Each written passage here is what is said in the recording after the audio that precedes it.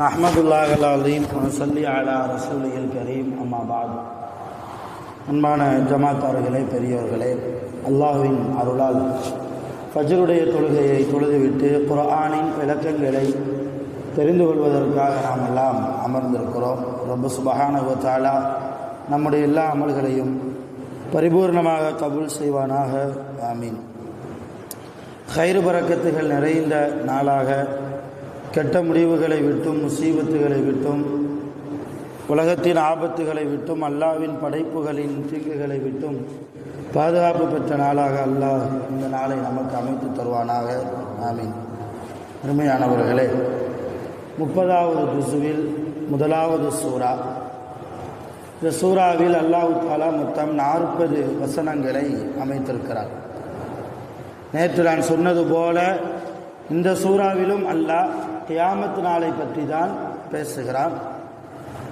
அல்லாஹ் மனிதர்களுக்கு செய்த சில உபகாரங்களை பற்றியும் இந்த சூறாவின் கடைசியிலே அல்லாஹ் பேசுகிறான். அம்ம யதஸாஅலூன், ஒருவருக்கொருவர் என்ன பேசிக் கொண்டிருக்கிறார்கள். அனின் நபையில் அலீம், மகத்தான அந்த நாளுடைய செய்தியை பற்றியா பேசிக் கொண்டிருக்கிறார்கள். அல்லதி ஹும் ஃபீஹி முக்தலிஃபூன், அந்த நாளுடைய விஷயத்திலே அவர்கள் கருத்து வேறுபாடு கொண்ட மக்களாக இருக்கிறார்கள். கல்லா, நிச்சயமாக சயஅலமூன், அவர்கள் அறிந்து கொள்வார்கள். சும்ம, பின்பு, கல்லா, நிச்சயமாக சயஅலமூன், அந்த மக்கள் கியாமத் நாளை பற்றி அறிந்து கொள்வார்கள். அலம் நஜ்அலில் அர்த மிஹாதா, இந்த பூமியை விரிப்பாக உங்களுக்கு நாம் ஆக்கவில்லையா. வல் ஜிபால அவுத்தாதா, மலைகளை ஆணிகளாக ஆக்கவில்லையா. வ கலக்னாக்கும் அஸ்வாஜா, உங்களை ஜோடிகளாக நாம் படைக்கவில்லையா. வஜஅல்னா நௌமக்கும் சுபாத்தா, உங்களுடைய தூக்கத்தை மன நிம்மதியாக உங்களுக்கு நாம் ஆக்கவில்லையா. வஜஅல்னல் லைல லிபாசா, இரவை உங்களுக்கு ஆடையாக நாம் ஆக்கவில்லையா. வஜஅல்னன் நஹார மஆஷா, பகலை உங்களுடைய வாழ்வாதாரத்திற்கு சம்பாதிப்பதற்காக நாம் ஆக்கவில்லையா. வபனைனா ஃபௌகக்கும் சபஅன் ஷிதாதா, இந்த பூமிக்கு மேலே மிக பலமான 7 வானங்களை நாம் ஆக்கவில்லையா. வஜஅல்னா சிராஜா வஹாஜா, அந்த வானத்திலே ஒளி தரக்கூடிய சூரியனை நாம் ஆக்கவில்லையா. வஅன்ஸல்னா மினல் முஅஸிராத்தி மாஅன் சஜ்ஜாஜா, அல்லாஹ் கேள்வியை நீட்டிக்கொண்டே போகிறார். வஅன்ஸல்னா மினல் முஅஸிராத்தி மாஅன் சஜ்ஜாஜா, வானத்திலிருந்து பொழியக்கூடிய மழையை கருமேகங்களிலிருந்து நாம் இறக்கினோம். ஏன்? லினுக்ரிஜ பிஹி, அந்த மழையை கொண்டு ஹப்பவ் வ நபாத்தா, தாவரங்கள் புற்பூண்டுகள் எல்லாம் பூமியிலே முளைப்பதற்காக. வ ஜன்னாத்தின் அல்ஃபாஃபா, அடர்ந்த தோட்டங்கள் உருவாகுவதற்காக நாம் மழையை இறக்குகிறோம். இன்ன, நிச்சயமாக, யௌமல் ஃபஸ்லிக்கான மீகாத்தா, நியாய தீர்ப்பு நாள் என்பது குறிப்பிடப்பட்டது. அது என்னைக்கு வரும் என்பது யாருக்கு தான் தெரியும்? அல்லாஹ்வுக்கு தான் தெரியும். அது குறிப்பிட்டப்பட்ட அந்த நேரத்தில் நிச்சயம் கியாமத் நாள் வரும்.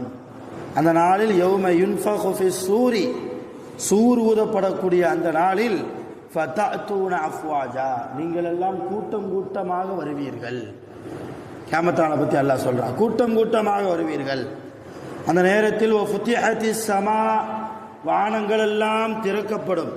ஃபகானத் அப்வாபா, வானங்கள் எல்லாம் திறக்கப்பட்டு வாசல்கள் அமைக்கப்படும்.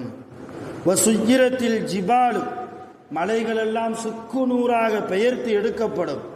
ஃபகானத் சராபா, அப்படி சுக்கு நூறாக பெயர்த்து எடுக்கப்படுகிற போது மலைகள் எல்லாம் மண்களாக மணல்களாக மாறி போகும்.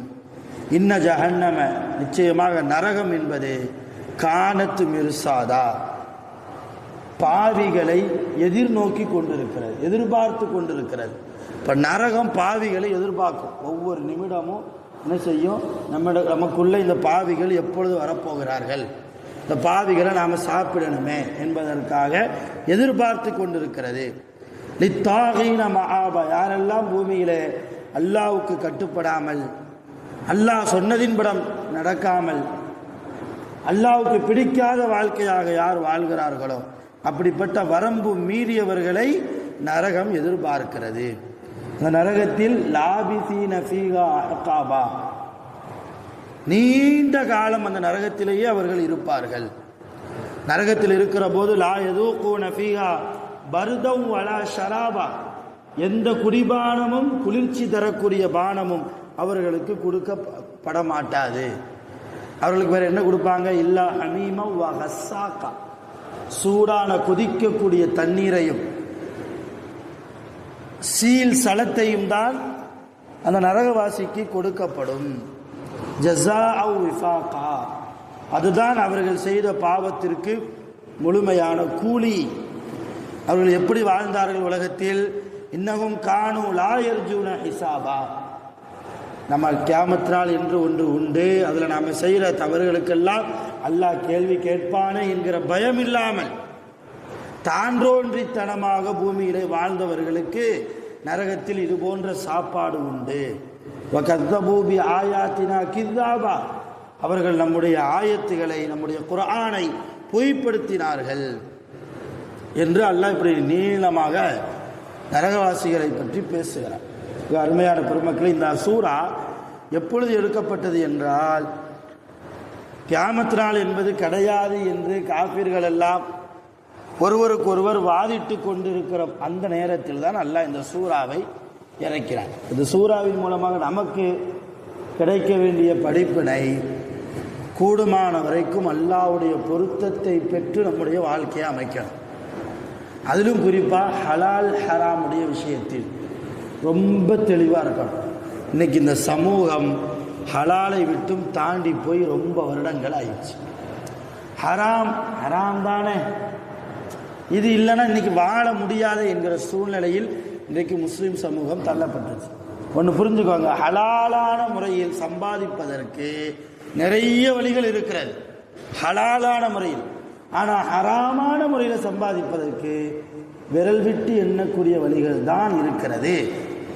இன்றைக்கு இந்த சமூகம் விரல் விட்டு எண்ணக்கூடிய அளவுக்கு இருக்கக்கூடிய ஹராமான பாதையில் போகிறார்களே தவிர, சம்பாதிக்கிறார்களே தவிர, நிறைய பாதைகள் அல்லாஹ் ஹலாலான முறையில் சம்பாதிப்பதற்கு வைத்திருக்கிறார். உதாரணமாக ஒரு செய்தி சொல்கிறேன். நபி ஸல்லல்லாஹு அலைஹி வஸல்லம் அவங்க காலத்தில் ஒரு சஹாபியை ரசூலுல்லாஹ் கூப்பிட்டு அவங்க கையில் ஒரு 2 திருகம் கொடுத்தாங்க. கொடுத்து சந்தையில் போய் இந்த 2 திருகத்துக்கு ஒரு ஆடு வேண்டுவா என்று சொல்றாங்க. அந்த சஹாபியை 2 திருகத்தை வாங்கிட்டு போறாரு. அவருக்கு கொஞ்சம் வியாபார மைண்டு ரொம்ப அதிகம். அந்த சஹாபிக்கு நேராக போனார். சந்தையில் யாரெல்லாம் ஆடு விற்கிறாங்களோ எல்லார்ட்டையும் போனார். போய் கடைசியாக ஒரு திருகத்துக்கு ஒரு ஆடை வாங்கிட்டார்.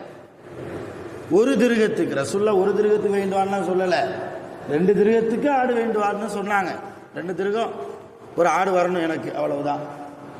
இவர் போய் ஒரு திருகத்தை கொடுத்து ஒரு திருகத்துக்கு ஆடை வாங்கிட்டு வந்துட்டார். வாங்கி அப்போ ஒரு திருகம் போயிடுச்சு, ஆடு வாங்கியாச்சு. கையில் ஒரு திருகம் ரசூலுல்லாஹ் கொடுத்த 2ல் 1 பாக்கி இருக்குது. வாங்கிய ஆடை அதே சந்தையில் 2 திருகத்துக்கு வித்துட்டார். 1 ரூபாய்க்கு வாங்கி 2 ரூபாய்க்கு வித்துட்டார். அப்போ இவர் கையில் ஏற்கனவே ரசூலுல்லாஹ் கொடுத்த ஒரு திருகம் மீதி இருக்குது. ஒரு திருகத்துக்கு வாங்கப்பட்ட ஆடை 2 திருகத்துக்கு வித்துட்டார். அப்போ 2 1 3 திருகம் ஆச்சு. முதல்ல யார்கிட்ட ஒரு திருகத்துக்கு ஆடு வாங்கினாரோ அவர்கிட்ட மறுபடியும் வர்றார். வந்து அதே மாதிரி ஒரு திருகத்துக்கு ஒரு ஆடை வாங்கிட்டார். வாங்கிட்டு நேரம் ரசூலுல்லாஹ்ட்ட வந்தார். யார் ரசூலல்லாஹ், இந்தாங்க ஆடு, இந்தாங்க பணம். ரசூலுல்லாஹ் கையில் ஆடையும் கொடுக்குறாரு, 2 திருகத்தையும் கொடுக்குறாரு.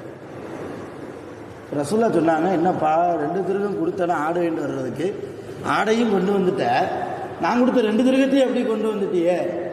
இல்லை நான் இந்த மாதிரி வியாபாரம் செஞ்சேன்னு எல்லாத்தையும் எடுத்து சொன்னார். இப்போ ரசூல்லா என்ன சொன்னாங்க தெரியுமா? உங்களுடைய வியாபாரத்தில் அல்லாஹ் பரக்கத் செய்வானாக துஆ செஞ்சாங்க. இப்போ இதே மாதிரி நிறைய ஹலால், இது ஹலாலா ஹராமா இப்படி வியாபாரம் செய்கிறது, அடுத்தவனை ஏமாத்தியா இவர் சம்பாதிச்சாரு, இல்லை ஹராமான பாதையிலையா இவர் அந்த ஆட்டை வாங்கிட்டு வந்தார், இல்லையே. இது போன்ற நிறைய பாதைகளை அல்லாஹ் ஹலாலான வழியில் ஆக்கியிருக்கிறார். ரசூலுல்லாஹ்வுடைய வஃபாத்துக்கு பின்னால் இவர் பெரிய பணக்காரராக மாறிட்டார். யார்? அந்த சஹாபி. அவர் சொல்லுகிறார், லவ் பிஅத்து துராபா லா ரபஹது ஃபீஹி, நான் மண்ணை விற்றாலும் கூட எனக்கு அதிலும் லாபம் கிடைக்கும். காரணம் ரசூலுல்லாஹி ஸல்லல்லாஹு அலைஹி வஸல்லம் அவர்களுடைய துஆ எனக்கு இருக்கிறது அப்படின்னு அந்த சஹாபி சொல்றார். இப்போ எதற்காக இந்த சம்பவத்தை சொல்றேன்னு, இது மாதிரி நிறைய வழிகள் ஹலாலான முறையில் சம்பாதிப்பதற்கு. இன்னொரு விஷயம் தெரியுமா? இந்த சமூகம் கவனிக்காமல் விட்ட ஒரு விஷயம், டை அடிக்கிறது. வெள்ளை முடிக்கு கருப்பு சாயம் பூசுவது ஹராம். நிறைய பேருக்கு தெரியறதில்லை. வெள்ளை முடிக்கு சாயம் பூசலாம், தவறில்லை. ஆனால் வெள்ளை முடியை, நரைமுடியை மறுபடியும் கருப்பாக ஆக்கக்கூடாது. கருப்பு சாயத்தை தவிர சிவப்பா மாற்றலாம், அதற்கு அனுமதி இருக்கிறது. ரசூலுல்லாஹ் சொன்னாங்க, உங்களுடைய நரைமுடியை அது முதலில் இருந்தது போன்று நீங்கள் கருமுடியாக ஆக்காதீர்கள், மருதாணியை பயன்படுத்துங்கள் என்றார்கள் ஸல்லல்லாஹு அலைஹி வஸல்லம். மருதாணியை தேய்த்து போடுங்கள். இப்படித்தான் ஒரு சஹாபி, அவர் தலையில் கொஞ்சம் வெள்ளை முடி இருந்திருக்கு போல, ரசூலுல்லாஹ்க்கு தெரியும். அவர் ஒரு தடவை ரசூலுல்லாஹ் அந்த சஹாபியுடைய தலையில் பார்க்குறாங்க, அந்த வெள்ளை முடியை காணலை. அப்போ கூப்பிட்டு சொன்னாங்க, என்னப்பா செஞ்சேன்னு கேட்டாங்க. இந்த மாதிரி நான் சாயம் பூசுகிறேன், கூடாது என்றார்கள் ஸல்லல்லாஹு அலைஹி வஸல்லம். நீ வேறு சாயம் பூசி இருக்கலாமே, கருப்பை தவிர்த்து வேறு சாயம் பூசி இருக்கலாமே. இன்னைக்கு 60 கூட 20 தெரியணும்னு சொல்லி, இல்லையா, 60 கூட 20 தெரியணும்னு சொல்லி கருப்பு சாயம் பூசுகிறோம். ஒரு பழமொழி சொல்லுவாங்க இல்லையா, வீடு போங்குது காடு வாங்குது. அந்த மாதிரி வயதில் இருப்பவர்கள் கூட இன்னும் அதிகமாக இளமையோடு வாழ வேண்டும் என்று நினைக்க, அது தப்பு இல்லை. ஆனால் ஹராமான ஒரு விஷயத்தை செய்து வாழ்வதா? மருதாணி தேய்ச்சி அரைக்கலாம். சில மூத்த உலமாக்களை பார்த்தா தாடி செம்மட்டையா இருக்கும். தாடி தலையில் சில பகுதிகள் செம்மட்ட முடியா இருக்கும். காரணம் அவர்கள் மருதாணி தேய்த்திருப்பதால். இன்னொரு சொல்ல சொன்னாங்க, வெள்ளை முடியை வெள்ளையாகவே வையுங்கள், எந்த சாயம் நீங்கள் பூச வேண்டாம் என்று சொன்ன ஹதீஸும் இருக்குது. ஏன்னா நீங்கள் வெள்ளை முடி வைத்திருந்தால் உங்கள் பாவ மன்னிப்புக்கு அது காரணம். எத்தனை வெள்ளை முடிகள் இருக்கிறதோ அத்தனை பாவங்களை அல்லாஹ் மன்னிக்கிறான், அத்தனை முறை ரஹ்மத்தும் செய்கிறான். ரசூலுல்லாஹ் பக்கத்தில் ஒரு சஹாபி ஒளி செஞ்சுக்கிட்டு இருந்தார். பார்த்து ரசூலுல்லாஹ் சிரிச்சாங்க. அவருக்கு ஒரு மாதிரி ஆயிடுச்சு. என்ன ரசூலுல்லாஹ் பார்த்து ஒரு மாதிரி சிரிக்கிறாங்க, காரணம் கேட்டார். என்ன யாரும் சொல்லலாம், எதுக்கு சிரிச்சிங்க? அவர் தாடி வச்சிருந்தார். எப்படின்னா இந்த மாதிரி அடர்த்தியான தாடி இல்லை. சில பேருக்கு நாடியில் மட்டும் தாடி முளைக்கும், 2 முடி 3 முடி மட்டும், குச்சித்தாடின்னு சொல்லுவோம் இல்லை, அந்த மாதிரி. அதை விட கம்மி 2-3 முடி மட்டும் இருக்குது, அதுவும் நரமுடியாக இருக்குது. அது லைட்டாக தொங்கிட்டு இருந்திருக்கு. அதை பார்த்து சிரிச்சிருக்கிறாங்க ரசூலுல்லாஹ். அப்போ இந்த காரணத்தை சொன்னோன்னே அந்த சஹாபி என்ன செஞ்சார், போய் நேராக வலிச்சுட்டு வந்துட்டார். இருக்கிறதே 2-3 முடி, அதையும் பிடிக்கி போட்டு வந்துட்டார். மறுதடவை ரசூலுல்லாஹ் பார்த்து கேட்டால், எங்கப்பா உன் தாடியை காணுங்க? இல்லை, நீங்கள் பார்த்து சிரிச்சிங்க. நான் 2 காரணத்திற்காக சிரித்தேன். என்னிடத்தில் எதற்காக, அந்த சிரிப்புக்கு காரணம் என்ன என்று என்னிடத்தில் தெளிவாக நீ கேட்டிருந்திருக்கலாமே. 2 காரணத்திற்காக சிரித்தேன். 1, உன்னுடைய தாடி முடியில் ஹூருல் ஈன் பெண்கள் ஊஞ்சலாடி கொண்டிருந்தார்கள், நான் அதை பார்த்தேன் என்றார்கள் ஸல்லல்லாஹு அலைஹி வஸல்லம். ஹூருல் ஈன் பெண்கள்னா சொர்க்கத்து பெண்கள். நமக்கெல்லாம் நம்ம சோனத்துக்கு போனதுக்கு பின்னால் நமக்கு பணிவிடை செய்வதற்கு அல்லாஹ்வால் ஏற்படுத்தப்பட்ட மங்கைகள், பெண்கள், வாலிப பெண்கள், ஹூருல் ஈன் என்று அவர்களுக்கு பெயர்.